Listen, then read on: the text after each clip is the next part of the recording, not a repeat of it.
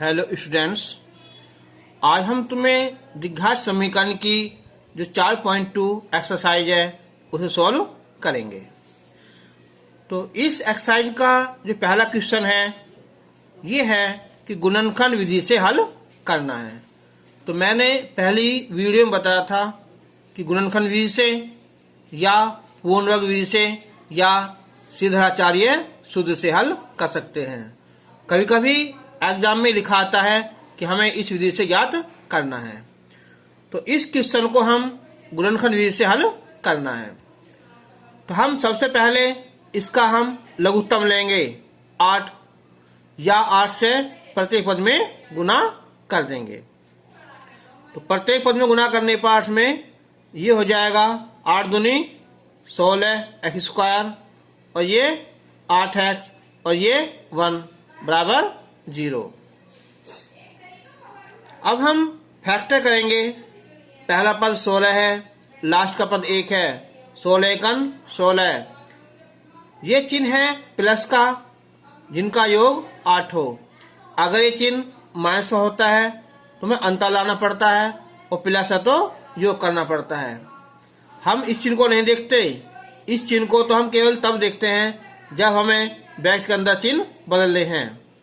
तो ये हो जाएगा अब यहाँ कि 16 एक्स स्क्वायर 4 चौक 16 इनके 4x और प्लस 4x 8 हो जाएंगे और गुना 16 आ जाएगी प्लस 1 बराबर 0। तो अब 16 x square minus 4x minus plus minus 4x plus 1 बराबर 0। अब हम कॉमन निकालेंगे यहाँ से 4x। तो 4 चौक 16 भाग करेंगे 4x को 4x से तो 1 आ जाएगा। अब हम इन दोनों में कॉमन निकालेंगे तो कोई भी संख्या कॉमन नहीं है तो वहाँ हम 1 कॉमन लेते हैं। याद रखना कि जो भी चिन्ह या संख्या पहले ब्रैकेट की होती है ना वही दूसरे ब्रैकेट में होनी चाहिए। तो ये 4x माइनस प्लस माइनस हो जाएगा 1 इजिकल टू 0। तो अब ये हो जाएगा यहाँ 4x माइनस 1 और ये भी 4x माइनस 1 बराबर 0। अब ये दोनों सेम है तो 4x माइनस 1 का होल स्क्वायर बराबर 0। तो 4x माइनस 1 0 तो ये x की वैल्यू 1/4। घात जो पावर हमारी द्विघात है तो इसके 2 मूल होंगे। जितनी घात होती है उसके उतने ही मूल यानी कि शून्यक या जीरोज होते हैं। तो इसलिए जो मूल होंगे हमारे वो 1/4 और 1/4 इसका आंसर आ जाएगा। अब हम इसी का एक है थर्ड पार्ट है। ये है यहाँ √2 एक्स स्क्वायर और प्लस 7x प्लस 5 √2 बराबर 0। तो हम यहाँ पहले पद की और लास्ट के पद की गुना करते हैं। तो √2 और √2 पूरा 2 हो जाएगा और 5 तो 5 दूनी 10। अब 10 के हमें टुकड़े करने हैं जिनका योग 7 आता है तो 5 दूनी 10। तो √2 एक्स स्क्वायर प्लस 2x और 5x ब्रैकेट लगाओ या मत लगाओ क्योंकि यहाँ प्लस है। प्लस लगाने से कोई हमें परेशानी नहीं होगी। अगर यहाँ माइनस होता तो हमें चिन्ह बदलने ही पड़ते। प्लस 5 √2 बराबर 0। अब हम इन दोनों में कॉमन लेंगे। तो देखो √2 है यहाँ केवल 2 है तो इस 2 को हम लिख सकते हैं √2 और √2। तो √2 एक्स स्क्वायर प्लस तो √2 गुना अंडर रूट 2 एक्स और प्लस 5x प्लस 5 रूट 2 बराबर 0। अब इन दोनों में कॉमन आ जाएगा अंडर रूट 2 एक्स। तो यहाँ x बचा और यहाँ एक रूट बचेगा प्लस इन दोनों में 5 कॉमन x, 5 से 5 कट जाएगा, यहाँ अंडर रूट 2 बराबर 0। तो अब x प्लस अंडर रूट 2 और ये जो भार है अंडर रूट 2 एक्स प्लस 5 बराबर 0। अब हम इसे 0 लिखेंगे कि x प्लस अंडर रूट 2 बराबर 0। तो x बराबर माइनस का रूट 2। इधर से हम अंडर रूट 2 एक्स प्लस 5 0। तो अंडर रूट 2 एक्स बराबर माइनस का 5 और x बराबर 5 बटे अंडर रूट 2। तो इसलिए इसके जो मूल है हमारे एक हो जाएगा माइनस का रूट 2 और एक 5 बटे अंडर रूट 2। आंसर आ जाएगा। अब हम इसका करेंगे क्वेश्चन नंबर 3। क्वेश्चन नंबर 3 है यहाँ ये है कि ऐसी दो संख्याएं ज्ञात करो। ऐसी दो संख्याएं ज्ञात करो जिनका योग 27 हो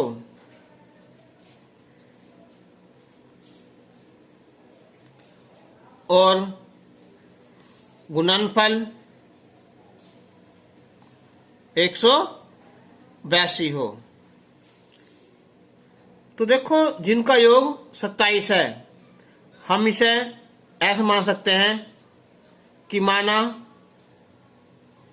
जो संख्याएं हैं वो x और दूसरी हो जाएगी यहाँ 27 माइनस एक्स, क्योंकि उनका योग 27 है। अगर एक x होगी तो दूसरी 27 माइनस एक्स होगी। अब उनका गुणनफल कितना 182 है। तो यानी कि x और 27 माइनस एक्स बराबर 182। गुना करेंगे हम 27x माइनस एक्स स्क्वायर बराबर 182। 0 इधर लाएंगे हम तो एक्स स्क्वायर प्लस हो जाएगा, जो प्लस 27 है तो माइनस 27 हो जाएगा और प्लस का 182। अब हम फैक्टर करने हैं। पहला पद 1 है, दूसरा 182। तो 182 एकन 182 जिनका योग 17 से 27 हो। तो करते हैं हम, अगर हम 14 और 14 लेते हैं तो उनका योग क्या है 27x है ना ये। तो योग कितना आएगा उनका 28 आ जाएगा। हमें लाना है 27। तो हम लिखेंगे 14 और 13। 14 की और 13 की जो गुना करेंगे हम तो 14 3 42 4 182 आ जाएगा ना। तो इस बार यहाँ माइनस में है तो लिख दो ब्रैकेट में, यानी कि 14x और प्लस 13x प्लस 182। अब x square minus 14x minus plus minus 13x और प्लस 182। तो इन दोनों में कॉमन x हो जाएगा तो x माइनस 14 और इन दोनों में 13 कॉमन हो जाएगा। x माइनस प्लस माइनस भाग करेंगे तो ये 14। याद रखना कि दोनों कोष्टक बिल्कुल एक जैसे होने चाहिए। तो x माइनस 13। अब 2 माना जाएंगे यहाँ कि x बराबर 14 भी आ जाएगा और 13 आंसर। तो दोनों संख्याएं 14 और 13 हो जाएंगी। अब हम करेंगे क्वेश्चन नंबर 4। क्वेश्चन नंबर 4 है यहाँ कि दो क्रमागत धनात्मक पूर्णांक ज्ञात करो जिनके वर्गों का योग 365 हो। तो देखो एक चीज याद रखना, जब केवल क्रमागत संख्याएं हो केवल, तो एक x और अगली x+1, अगली x+2 और अगली x+3 ऐसे चलती हैं। अगर वे दो क्रमागत सम संख्याएं कहता या विषम संख्याएं कहता तो उनमें अंतर होता है दो दो का, एक x तो अगली x+2, अगली x+4, सम हो या विषम हो हम इनसे ही कर देंगे।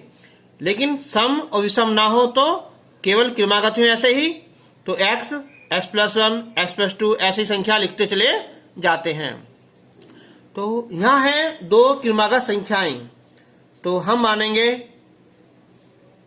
कि माना दो क्रमागत संख्याएं, दो क्रमागत संख्याएं x और x+1 हैं, जिनके वर्गों का योगफल यानी कि x का वर्ग और x+1 का वर्ग, ये है यहाँ 365।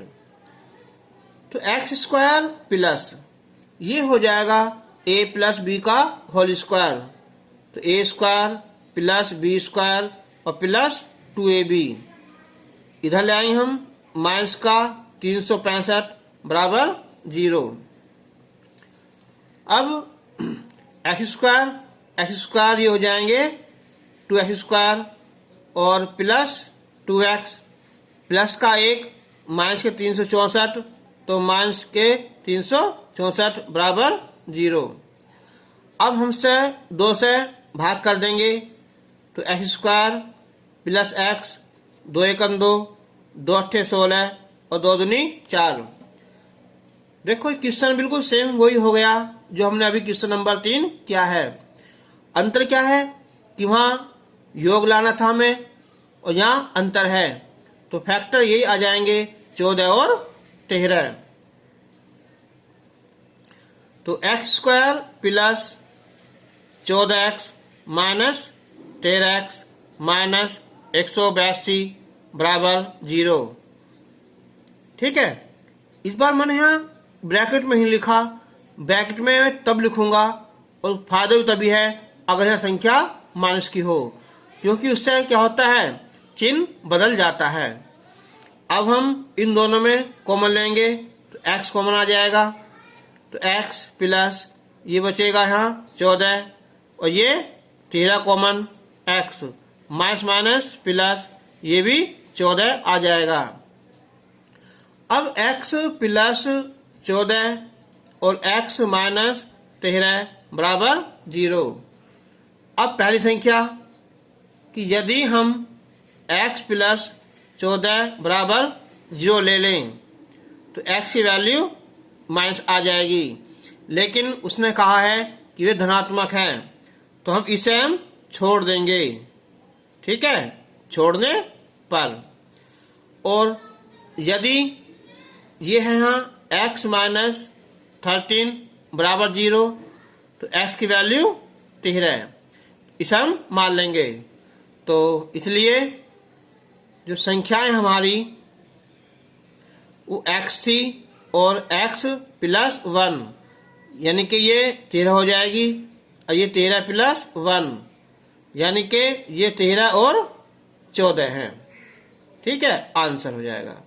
ये जो 14 है ना, ये वाला 14 नहीं है, ये तो हमने छोड़ दिया, ये तो x में एक जोड़ने पर आया है। तो अब हम नेक्स्ट क्वेश्चन लेंगे, क्वेश्चन नंबर 5।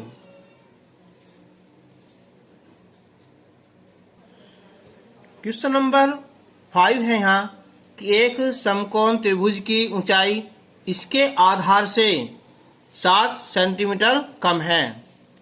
यदि हम यहाँ एक समकोण त्रिभुज बनाएं, ये वाला, और इसकी जो ऊंचाई है ये आधार से 7 सेंटीमीटर कम है, और इसके आधार को हम मान लेते हैं x सेंटीमीटर, तो जो ऊंचाई है इसकी x माइनस 7 सेंटीमीटर हो जाएगी, और इसका जो कर्ण है ये यहाँ 13 सेंटीमीटर। ठीक है, ये होगा। समकोण त्रिभुज में क्या होता है कि कर्ण का वर्ग या बड़ी भुजा का वर्ग शेष दो भुजाओं के वर्गों के योग के बराबर होता है। तो हम शुरू करेंगे कि माना त्रिभुज का आधार x सेंटीमीटर, तो इसकी जो ऊंचाई है, ऊंचाई कह दो या लंब कह दो, ये हो जाएगा x माइनस 7 सेंटीमीटर हो जाएगा। कर्ण है यहाँ 13 सेंटीमीटर, कर्ण 13 सेंटीमीटर। और अब लिखेंगे कि हम जानते हैं कि समकोण त्रिभुज में ये होता है कि कर्ण का वर्ग बराबर आधार का वर्ग, आधार का वर्ग और प्लस जो लंब है इसका वर्ग। तो कर्ण है यहाँ 13 सेंटीमीटर है, 13 का वर्ग और आधार x का वर्ग और लंब x माइनस 7 का वर्ग। 13 का वर्ग 169 x स्क्वायर, ये हो जाएगा a माइनस बी का whole square, a square plus B square minus 2ab, यानी कि यह आएगा यहाँ 14x। अब x स्क्वायर ये हो गए 2x square minus 14x plus 49, और ये 169 है, इधर लाएंगे हम तो माइनस का 169, तो ये हो जाएगा यहाँ 2x स्क्वायर माइनस का 14x और माइनस का 120। अब हम इसे 2 से भाग कर देंगे तो x स्क्वायर और ये 7x और ये हो जाएगा यहाँ 60। 60 एकन 60, जिनका अंतर 7 हो तो 12 पंजे 60, तो हम लिखेंगे यहाँ 12x माइनस 5x और ये माइनस 60। तो अब 0 ये हो जाएगा यहाँ x स्क्वायर माइनस का 12x, ये हो जाएगा यहाँ प्लस का 5x माइनस का 60। कॉमन x, तो x माइनस 12, कॉमन 5 तो x माइनस 12, x माइनस 12 और x प्लस 5।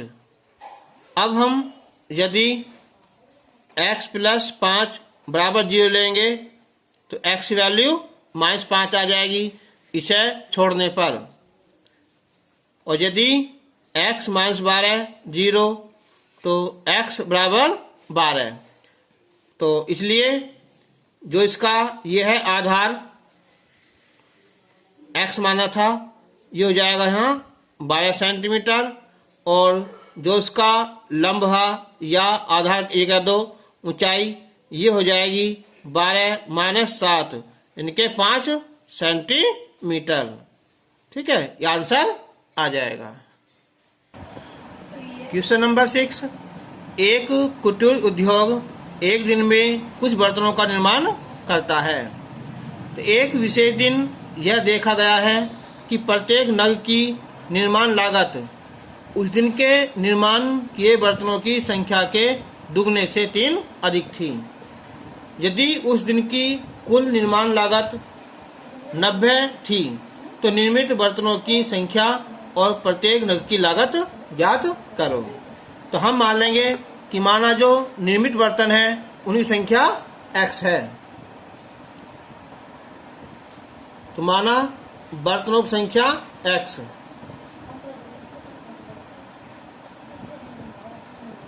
और प्रत्येक नग की कीमत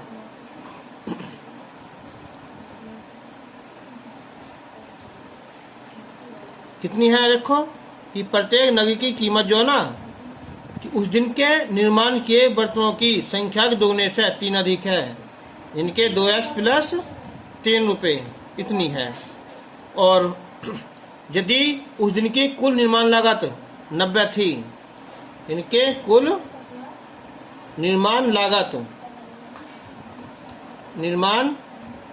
लागत है यहाँ 90, तो हम क्या करेंगे, हम एक बर्तन की कीमत हो जाएगी यहाँ और गुना x बराबर 90, तो गुना करो इसकी यहाँ 2x² प्लस 3x माइनस 90 बराबर 0। 90 दूनी 180, जिनका अंतर 3 हो, तो हो जाएंगे यहाँ 15 और 12, इनके 15x माइनस 12x माइनस 90 बराबर 0।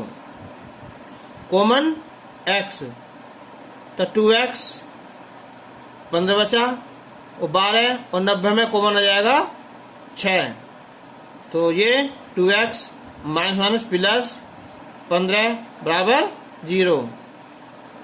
2x प्लस 15 और x माइनस 6 बराबर 0।